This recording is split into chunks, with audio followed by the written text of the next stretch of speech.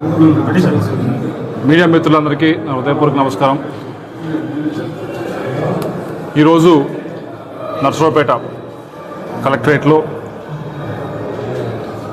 ఏదైతే కేంద్ర ప్రభుత్వం వైపు నుంచి కొన్ని స్కీమ్స్ ఉన్నాయో, లోన్స్ పరంగా పిఎంఈజీపీ అయితే కానీ, ఎన్ఎల్ఎం అయితే కానీ, ఇలా ఒక 7 స్కీమ్స్ దాకా ఉన్నాయి. వాటికి సంబంధించి గడిచిన సంవత్సరంలో చాలా అప్లికేషన్స్ పెట్టడం జరిగింది. ఆ అప్లికేషన్స్ పెట్టి చాలామంది బ్యాంకుల చుట్టూ తిరుగుతూ ఉన్నారు. బ్యాంకుల చుట్టూ తిరుగుతూ టైం అంతా కూడా కొద్దిగా వృధా అవుతూ ఉంది అని చాలామంది అడగడం జరిగింది. దాన్ని అధిగమించడం కోసం అని చెప్పి ఈరోజు నర్సరావుపేట కార్యాలయంలో, కలెక్టర్ కార్యాలయంలో మొత్తం బ్యాంకర్స్ అందరినీ కూడా ఒక దగ్గరికి పిలిచి ఎవరైతే అప్లికేషన్స్ పెట్టారో దానికి అప్లికేషన్ పెట్టిన వారు వీరని కాదు, వారని కాదు, అప్లికేషన్ పెట్టిన ప్రతి ఒక్కరిని కూడా పిలవడం జరిగింది. పార్టీ వారనో ఇంకోటని కాకుండా అందరినీ పిలవడం జరిగింది. పిలిచి ఎవరికైతే అర్హత ఉందో వారందరికీ కూడా ఇప్పించే కార్యక్రమం ఈరోజు నర్సరావుపేట కలెక్టరేట్ కార్యాలయంలో మొదలుపెట్టడం జరిగింది. ఇది మొదటి ప్రోగ్రాము. ప్రతి నెల కూడా 2 రోజుల పాటు, 2 సోమవారాల పాటు ఈ కార్యక్రమం జరుగుతుంది. ఒకటి నర్సరావుపేట హెడ్ క్వార్టర్స్ జరిగితే మరొకటి రెండోది నియోజకవర్గ హెడ్ క్వార్టర్స్లో జరిగే విధంగా బ్యాంకర్స్తో మాట్లాడుతుంది. వారు కూడా సుముఖంగా ముందుకు రావడం జరిగింది. వారు కూడా మేము కూడా చేస్తామండి, ఇది మా బాధ్యత అని చెప్పి వారు కూడా ముందుకు వచ్చారు. వారికి ధన్యవాదాలు తెలియజేసుకుంటా ఉన్నాం. ఇది మొదటిది. రెండవది, అందరూ కూడా గడిచిన 48 గంటల నుంచి కూడా ఎంతోమంది తల్లులు రాష్ట్రం మొత్తం మీద కూడా ఆనందం వ్యక్తపరుస్తూ ఉన్నారు. కూటమి ప్రభుత్వం ఏదైతే మాట ఇచ్చిందో మాటను నిలబెట్టుకుంటూ ఎంతమంది పిల్లలైతే ఉన్నారో అంతమంది పిల్లలకి కూడా 13,000 రూపాయలు వారి అకౌంట్లో ఇవ్వడం జరిగింది.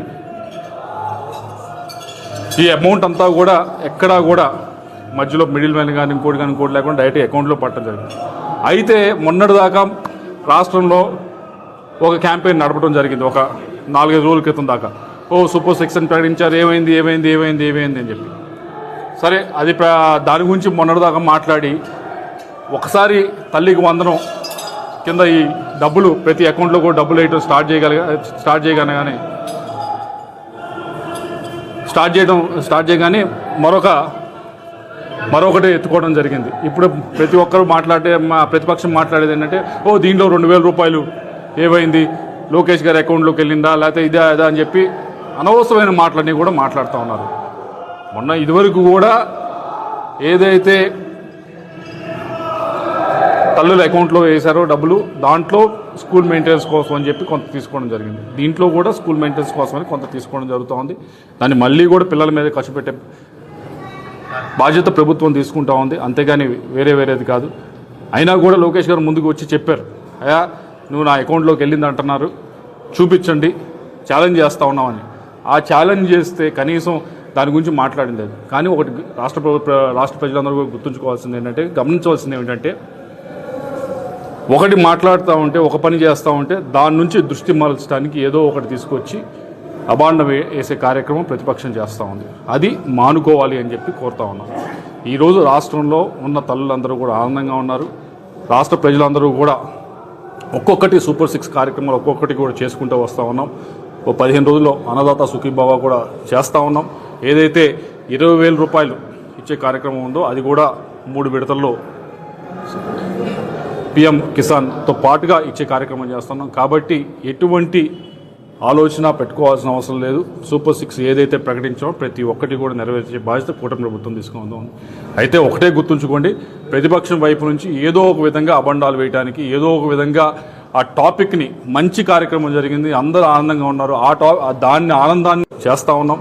ఏదైతే 20,000 రూపాయలు ఇచ్చే కార్యక్రమం ఉందో అది కూడా 3 విడతల్లో పిఎం కిసాన్తో పాటుగా ఇచ్చే కార్యక్రమం చేస్తున్నాం. కాబట్టి ఎటువంటి ఆలోచన పెట్టుకోవాల్సిన అవసరం లేదు. సూపర్ 6 ఏదైతే ప్రకటించామో ప్రతి ఒక్కటి కూడా నెరవేర్చే బాధ్యత కూటమి ప్రభుత్వం తీసుకుందాం.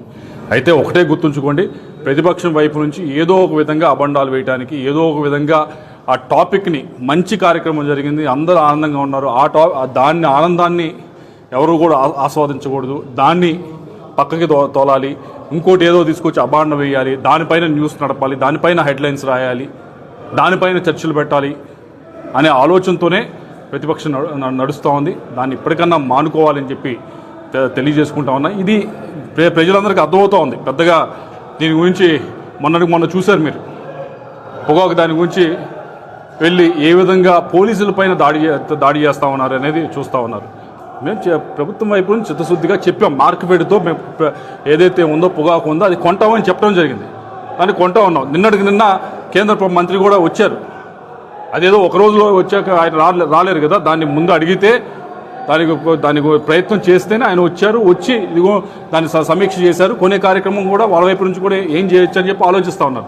రాష్ట్ర ప్రభుత్వం వైపు నుంచి చెప్పాం మార్కెట్ నుంచి కొంటామని, కానీ ఏదో ఒక విధంగా అలజడి సృష్టించాలి, ఏదో ఒక విధంగా గొడవలు చేయాలి అని చెప్పి ఏదైతే మొన్న ప్రకాశం జిల్లాలో జరిగిందో ప్రతి దగ్గర ఎక్కడ ఏదో ఒక ఇన్సిడెంట్ క్రియేట్ చేయటం, మంచి వాతావరణం ఉన్నదాన్ని అందరూ కూడా ఆనందంతో ఉన్నదాన్ని, ప్రశాంత వాతావరణం ఉన్నదాన్ని ఏదో ఒక విధంగా కలుషితం చేయటం, ఏదో ఒక విధంగా దాన్ని చెడగొట్టడం, అదే కార్యక్రమంగా ప్రతిపక్షం పనిచేస్తూ ఉంది. ఇప్పటికన్నా మానుకోవాలి.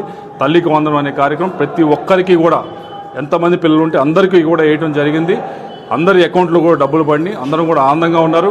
ఒకటే తల్లులందరినీ కూడా కోరేది, ఏదైతే ఈ డబ్బులు 13,000 రూపాయలు వేశారో వాటిని దయచేసి మీ పిల్లలపైన, వారి చదువులపైన, వారికి ట్రాన్స్పోర్ట్ ఖర్చులపైన, వారి పుస్తకాలపైన, వాటిపైన ఖర్చు పెట్టేదానికి ప్రయత్నించండి. వేరే వాటిపైన కాకుండా దయచేసి వాటి మీద ఖర్చు పెట్టాలని చెప్పి నన్ను కోరుకుంటూ, మరొక్కసారి ప్రతిపక్షం ఏదైతే దుర్మార్గంగా ప్రవర్తిస్తూ ఉందో, ఏదైతే డీవియేషన్ పాలిటిక్స్ చేస్తూ ఉందో దాన్ని ఇప్పటికన్నా మానుకోవాలి. ప్రజలందరూ కూడా గమనిస్తూ ఉన్నారు. ఇక మీదట దాన్ని అదే విధంగా అదే పందాలో పోతా ఉంటే మాత్రం అధికార పక్షంలో ఉన్నవారు ఎట్టి పరిస్థితులు కూడా చేతులు కట్టుకొని ఉండరని చెప్పి తెలియజేసుకుంటాం.